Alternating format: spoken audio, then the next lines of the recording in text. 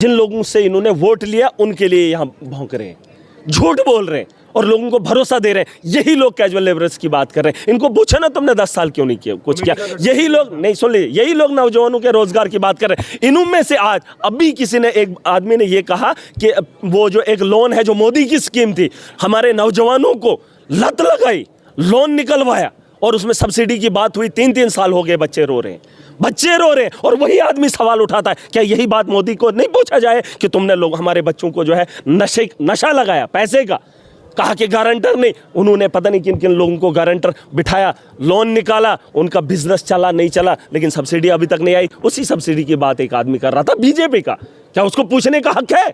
यही बात वो अपने एलजी से नहीं पूछ सकता था कि 3 साल से बच्चे खजल हो रहे, जिनको तुमने लोन दिया, रोजगार देना था, लोन नहीं देना था, और उस लोन के उसमें आपने डालकर उन पे और एक बोझ लाद दिया, जिसका परेशानी का शिकार वो आज भी हो गए। और आज ये कह रहा है कि आपने क्या किया। इंडस्ट्रीज की बात की इन्होंने, क्या इंडस्ट्रीज की बात करेंगे? इन्होंने कहा लखनपुर पे काम करो। लखनपुर तो महाराजा ने तभी तो बॉर्डर लगाया था कि बाहर से अंदर कोई नहीं आए, और इन्होंने तो तब जश्न मनाया था।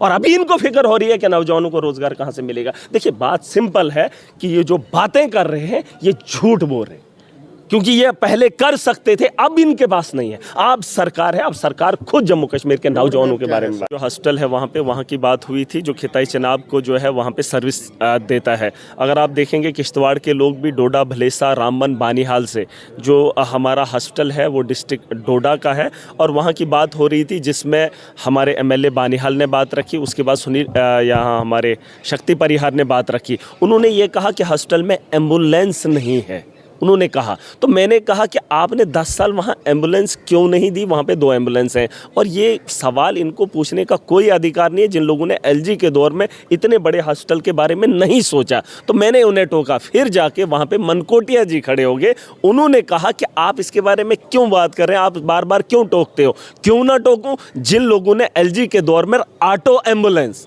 ऑटो जिसकी स्पीड 30 की होती है, वो कठुआ के अंदर एम्बुलेंस ऐसी रखी है कि जो लिफ्ट करेगा, जो बीमार लोगों को जो है हॉस्टल पहुंचाने का काम करेगा। ये नाअहल लोग नहीं है? क्या इनको ये सवाल पूछने का अधिकार है कि हॉस्टल के अंदर एम्बुलेंस क्यों नहीं है? इनको ये नहीं पूछा जाए कि कठुआ के अंदर ऑटो की एम्बुलेंस क्यों है? ऑटो में कोई एम्बुलेंस बनाता है या उससे जो है किसी बीमार को टाइम पे पहुंचाया जा सकता है किसी ऑटो के अंदर जिसकी स्पीड 30 और 40 की है? इनकी हालत ये है, एलजी ने लूट खसूट की है, बस बताया है कि हमने एम्बुलेंसें दी हैं। एम्बुलेंसों का हाल क्या है वो आपके सामने, और आज इनको बोलने का अधिकार नहीं है। मैं आज भी कह रहा हूँ, आज किसी ने कहा लखनपुर में जो है आपके सोचना चाहिए, इंडस्ट्रीज़ के बारे में सोचना चाहिए। जितना माफिया इन्होंने चलाया 10 साल, उतना तो किसी ने नहीं किया। यही तो महाराजा का सपना था, यहाँ के लोगों को रोजगार अपना हो, यहाँ के बाहर के लोगों को यहाँ आने ना दिया जाए। आज इनको फिक्र हो रही है इंडस्ट्रीज़ की।